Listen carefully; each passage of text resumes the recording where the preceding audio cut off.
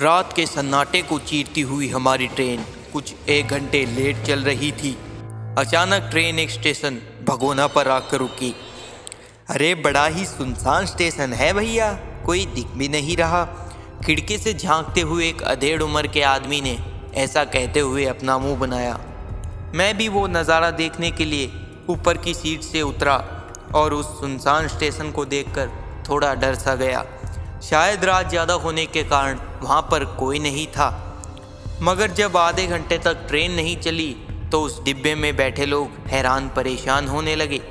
मेरे ही साथ वाली सीट पर बैठे 2 लड़के मुझे नीचे उतरने को कहने लगे, पर मुझे इतनी रात को नीचे ऐसे सुनसान जगह पर उतरना ठीक नहीं लगा।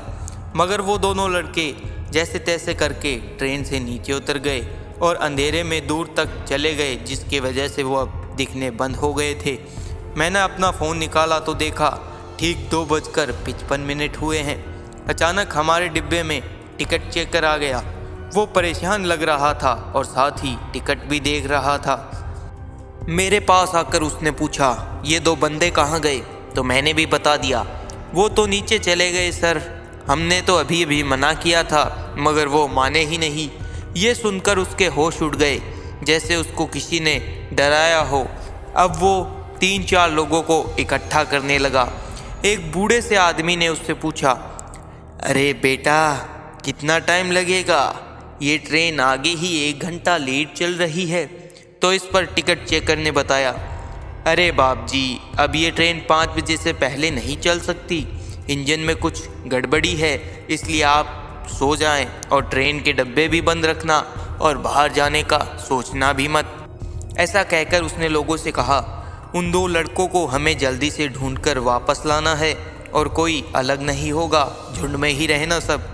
ऐसा कहकर सब ट्रेन से उतरकर उन्हें ढूंढने लगे। मैं भी साथ ही था।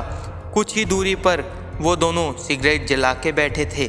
टिकट चेकर ने उन्हें डांटा और ट्रेन में लाने लगा। मुझे वहाँ अचानक कुछ चमकता हुआ दिखा।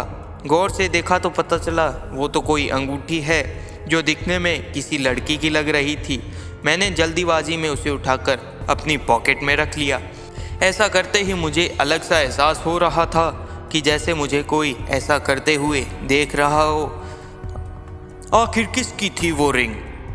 क्या कोई बला थी उसके पीछे? जानेंगे अगले पार्ट में। तब तक के लिए आप सपोर्ट करते रहिए दोस्तों और बने रहिए हमारे चैनल डीमन वर्स पर।